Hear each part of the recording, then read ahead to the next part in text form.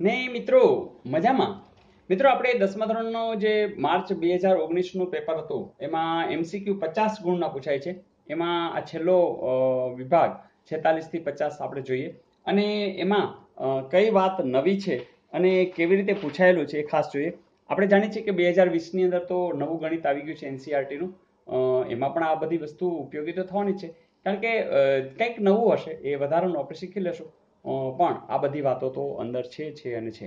તો મિત્રો ભૂમિતિની અંદર દરેક બાબતની અંદર ખાલી ઊંડાણથી જોઈ લેશો ને પછી કાંઈ તમને નવું દેખાશે જ નહીં. એક ને એક વાત આડી અવડી ખાલી પૂછશે, આમથી તેમ પૂછશે, પણ તમે જાણી જશો તો કોઈ વાંધો આવશે નહીં.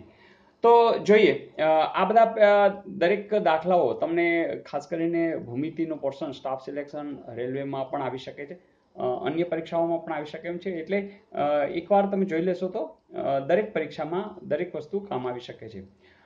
ત્રિકોણ એબીસીમાં AMB અને ANC, MN સમાંતર BC અને AM જેમ AB 2:3 હોય તો AC 15 આપ્યા છે અને NC શોધવાનું છે.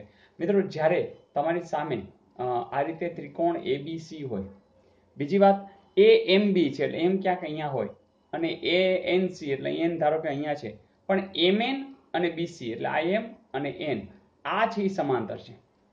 આવું હોય ત્યારે આપણે જાણીએ છીએ કે તમે આના છેદમાં આ બરાબર આના છેદમાં આ, અથવા તો આના છેદમાં આખે આખું તો આના છેદમાં પણ આખે આખું. કોઈ કહેશે નહીં મારે આટલાના છેદમાં આખું લેવું છે, તોય પણ લઈ શકે આટલાના છેદમાં આખું. કોઈ કહેશે નહીં મારે આટલાના છેદમાં આટલું લેવું છે, તો અહીંયા આટલાના છેદમાં. ટૂંકમાં અહીંયા જે લો એવું અહીં લેવાનું. તો આપણને શું આપ્યું છે? AM છેદમાં AB. તો AM એટલે આટલો ભાગ થયો અને AB એટલે આટલો ભાગ થયો. તો અહીંયા આપ્યું છે 2 અને આ આપ્યું છે 3. ઓકે, તો આ 2 છે અને આ 3 છે. તો અહીંયા આપણે એવું જ લઈ શકીએ આના છેદમાં આ. તો એમાં કંઈ આપ્યું છે ACS એટલે આ આપ્યું છે 15. તો આને આપણે x ધારી લઈએ એટલે આટલો ભાગ x છે. તો આપણને પોઝિશન કેવી આવી કે AM છેદમાં AB. તો અહીંયા શું લેવાનું?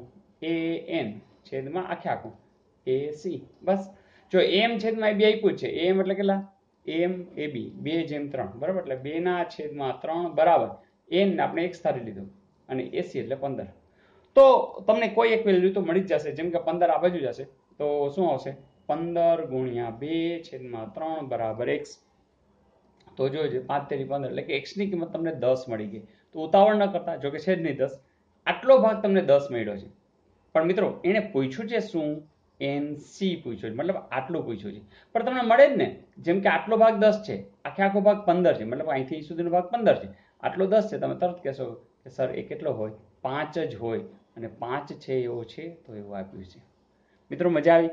તો આવા દાખલાની અંદર તમને કંઈક આપ્યું હશે ને કંઈક શોધવાનું હશે, પણ નિયમ એ કે શું આપ્યું છે, જેવું આપ્યું હોય ને એવું જ આ બાજુ લઈ લ્યો અને પછી છેલ્લે જરા નજર કરવી કે એમણે તમને પૂછ્યું છે શું, તો જરૂરથી આવડી જશે. તો મિત્રો આ એકદમ સહેલું છે, કંઈ પણ ગભરાટ વિના આ સમ તમને માર્ક્સ છે એ રોકડા જ મળશે, કારણ કે બહુ સિમ્પલ હોય છે. તમે વધુ દાખલા અગાઉ પણ મેં મૂકેલા છે, તમે જોઈ લેજો, કંઈ અઘરું હોતું નથી. જોઈએ નેક્સ્ટ. પછીનો પણ પ્રશ્ન મિત્રો ભૂમિતિનો સરસ મજાનો છે અને આ પણ તમે આજ કંઈક જો નવા હશો તો કંઈક નવું શીખશો. જેમ કે ત્રિકોણ એબીસીમાં M ખૂણો B 90 અંશ છે અને BM છે વેધ છે, AB ની કિંમત આપી છે, AM ની કિંમત આપી છે અને AC શોધવાની છે. મિત્રો આપણે ચલો દોરીએ કે ત્રિકોણ એબીસીમાં B તમારે 90 અંશનો દોરવાનો છે. ચલો દોરી લઈએ. તો આ A હશે, આ B હશે અને આ C હશે. બીજી વાત છે BM વેધ છે એટલે આ 90 ડિગ્રી હશે, આ AM હશે. હવે AB એટલે કે આટલું તમને આપ્યું છે, કેટલું આપ્યું છે? 4 વર્ગમૂળ 6. AM એટલે આને ધારો કે આપ્યું છે 8 અને શું શોધવાનું છે? AC એને ધારો કે x કહી દીધું, આટલું આપણે શોધવાનું છે. મિત્રો આ આપ્યું છે, આટલું આપ્યું છે અને આખું આપ્યું શોધવાનું છે. તો એના અનુસંધાને શું આવે? તો મેં તમને વાત કરી હતી કે આ બે લીટી, એક લીટી અને આમ લીટી, એટલે કે આ જે બાજુ છે એનો તમે વર્ગ કરો, એટલે કે AB નો વર્ગ કરો. એ કોના જેટલો હોય? તો આ બે ટુકડા જેટલો. આ ટુકડો એટલે કોણ? AM ગુણ્યા AC. બસ કામ પતી ગયું. તો આ સૂત્ર છે કે જ્યારે આ રીતે વેધ હોય તો આનો વર્ગ બરાબર આટલો ટુકડો ગુણ્યા આટલો ટુકડો. તો હવે AB નો વર્ગ એટલે તમે શું કરશો? 4 વર્ગમૂળ 6 નો વર્ગ. AM એટલે 8 ગુણ્યા AC જે x છે એ તમારે શોધવાનો છે. જોજે ચોકે ચોકે 16 ગુણ્યા વર્ગમૂળ 6 નો વર્ગ એટલે 6 અને 8 ને આ બાજુ લઈ આવશો ક્યાં આવશે? છેદમાં. બરાબર શું મળી જશે? x. જોજો 8 દુ 16, 6 દુ 12. તો આવું 12 ક્યાં આપ્યું છે? એટલે કે એસી શોધવાનું છે અને 12 છે એ આપણે રેડી આપ્યું છે. તો મજા આવી દોસ્તો. તો આવી કંઈક વાત છે કે જ્યારે ભૂમિતિની અંદર સૂત્રના અનુસંધાને વાત હોય તો ક્લિયર છે. આનો વર્ગ બરાબર આ ગુણ્યા, ધારો કે આપ્યું હોત તો આનો વર્ગ બરાબર આ ગુણ્યા થાય. બીજી વાત આનું છે, આનો વર્ગ મતલબ કે bm તમને આપી દે તો bm નો વર્ગ એટલે શું? તો આટલું ગુણ્યા આટલું. બસ આવી વાત. તો આ 3 સૂત્રો મેં અગાઉ પણ મૂકેલા છે. વિડીયો બધા જોઈ નાખજો જેથી કરીને તમે ગણિતના માસ્ટર બની જાઓ. મજા આવી? જોઈએ નેક્સ્ટ. મિત્રો આ પ્રશ્નમાં આવું કંઈક આપ્યું છે કે ત્રિકોણ XYZ માં xm મધ્યગા છે અને પછી xy વર્ગ વત્તા xz વર્ગ 328 આપ્યા છે અને xm બરાબર 8 આપ્યા છે અને yz તમારે શોધવાનું છે. મિત્રો મધ્યગાની વાત આવે, એપોલોનિયસનો પ્રમેય યાદ આવે અને તમને અગાઉ કર્યું હતું કે આ એકદમ સહેલું છે, ખાલી તમે આકૃતિ દોરશો ત્યાં સમજાઈ જશે કે અહીંયા ધારો કે xm મધ્યગા છે તો આપણે આ મધ્યગા લઈએ. XYZ છે ત્રિકોણ છે અને XY એટલે કે આનો વર્ગ અને આનો વર્ગ તમને આપી દીધો છે 328 અને અહીંયા આપણે m છે તો એપોલોનિયસ પ્રમાણે શું થશે? તો તમને ખબર છે કે XY નો વર્ગ વત્તા XZ નો વર્ગ બરાબર 2 ગુણ્યા શું થશે? આ ટુકડો એટલે કોણ આવશે? XM નો વર્ગ વત્તા કોઈ પણ એક ટુકડો, તમે ચાહે ym લ્યો અથવા mz લ્યો, કારણ કે બરોબર મધ્યમાંથી જ પસાર થાય છે તો કોઈ પણ લઈ શકો છો. તો અહીંયા તમે આપણે લેશું ym વર્ગ, બરાબર, સોરી હા યસ ym વર્ગ આપણે આવું લઈએ. તો હવે તમારે જે શોધવાનું છે પછી જશું, પણ પેલા આટલી વસ્તુ ક્લિયર છે. તો શું થશે? xy વર્ગ વત્તા xz વર્ગ, તો તમે એની જગ્યાએ શું મૂકી દેશો? 328 2 ગુણ્યા, ચલો xm તમને આપી દીધો છે કેટલો? 8, એટલે 8 આપ્યો છે. 2 ગુણ્યા 8 નો વર્ગ વત્તા ym એટલે આટલો ભાગ ધારો કે y આટલો સ્મોલ y અથવા તો ચલો ને p છે, બરાબર, તો આટલો ટુકડો છે p છે તો p નો વર્ગ. તો પેલા આપણે શોધી લઈએ. 328 ના છેદમાં 2 જશે, 328 ના છેદમાં 2 બરાબર 88 64 વત્તા p વર્ગ. જોજો છેદ ઉડશે, 2 × 2 6 × 12 164 બરાબર 64 બરાબર p વર્ગ. 64 આ બાજુ જશે 164 ઓછા 64 શું આવશે? 100 બરાબર p વર્ગ. તો હવે તમે કહેશો p બરાબર શું આવશે? તો 100 નું વર્ગમૂળ એટલે કે જવાબ આવશે 10. તો આટલો ભાગ 10 છે તો આટલો ભાગ એ શું હોય? 10, કારણ કે મધ્યગા છે. આ અને આ બંને કેવા હશે? સરખા. તો હવે જવાબ 10 આવશે કે 20 આવશે? કારણ કે એને પૂછ્યું છે YZ, એટલે કે અહીંથી અહીં સુધીનું પૂછ્યું છે. એટલે ઉતાવળમાં આપણે ભૂલથી 10 જવાબ આવીને 10 મૂકી દઈ તો જવાબ ખોટો પડી શકે છે. જો એને ym પૂછ્યું હોત તો કોઈ સવાલ નથી, પણ એને YZ પૂછ્યું છે એટલે ઉતાવળ ન કરતા તમારો જવાબ કેટલો હશે? 20 હશે. તો મને લાગે છે મોટાભાગના વિદ્યાર્થીઓને આ જવાબ મળી ગયો છે અને બિલકુલ સાચો છે. મજા આવી? જોઈએ નેક્સ્ટ. મિત્રો પછીના પ્રશ્નમાં ચોરસ ABCDની પરિમિતિ તમને આપી દીધી છે અને એના વિકર્ણ AC નું માપ તમારે શોધવાનું છે.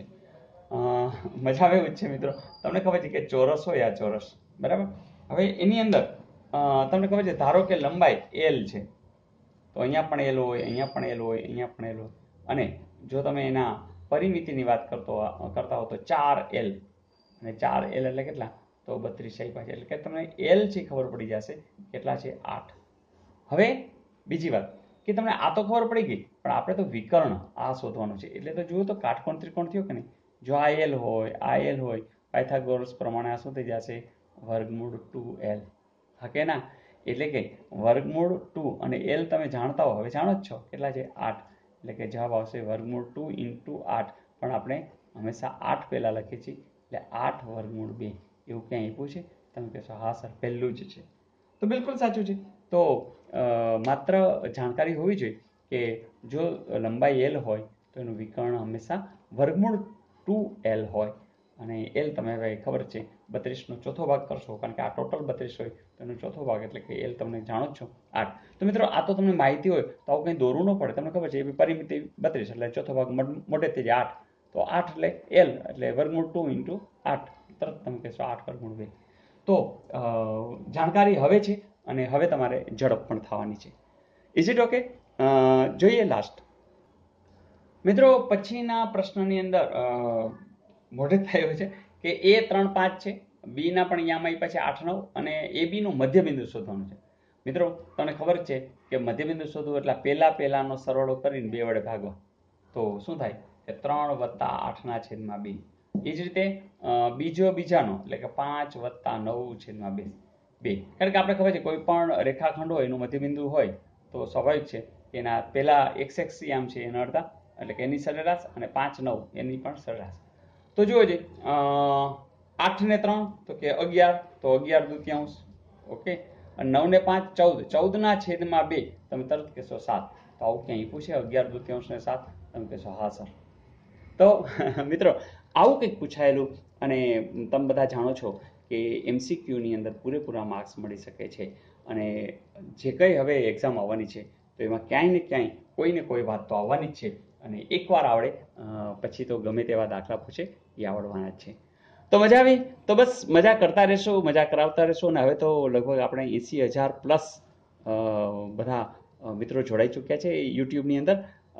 અને મિત્રો બસ શનિવારે એટલે કે આવતીકાલે મારે જરૂરથી લાઈવ આવવાનું થશે, કારણ કે 80,000 પ્લસ થઈ જવાના છે આજ મધ્યરાત્રિ સુધીમાં. તો બસ આનંદથી કામ કરી આગળ વધીએ અને બધાને જોડતા રહીએ, કારણ કે નવો NCERTના સિલેબસ આવ્યો છે એમાં આપણે કામ તો કરશું જ, અને ઘણા લોકો કહેતા હતા કે સર મુદ્દાસર ટોપિક વાઇઝ, તો જરૂરથી નેક્સ્ટ પ્લાન આપણો એ જ છે. તો બસ આનંદ કરીએ, કરાવતા રહીએ, અને હા વલોણું જોઈએ છે ને, ચલો આપી દો. મિત્ર તમારી પાસે સામે વલોણું આપણે રેડી રાખ્યું છે, અને ગણિતના જે પ્રેમીઓ છે એમને તો મજા જ આવે એવી વાત છે, કારણ કે દરેક મોરચે દરેક યુદ્ધે ગણિત આવીને ઊભું હોય છે, અને એ આપણને ડરાવી દે એવું તો આપણે કરવું નથી, એટલે જ આપણે એને મિત્ર બનાવી દઈએ, એ પણ પાકો મિત્ર બનાવી દઈએ, પછી જુઓ શું થાય છે. એ જ આપણો હથિયાર બની જશે, અને એ જ આપણા ગમે તે યુદ્ધની અંદર જીત અપાવશે. અને એટલે જ વલોણાની અંદર કે ગમે તેવા યુદ્ધે જરૂર અપાવે જીત, ગમે તેવા યુદ્ધે જરૂર અપાવે જીત, મિત્ર મળ્યો પાકો છે આ ગણિત.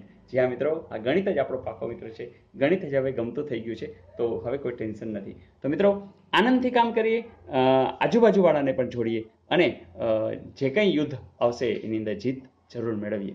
વિશ યુ ઓલ ધ બેસ્ટ. કોમેન્ટ્સની રાહ સાથે આવજો.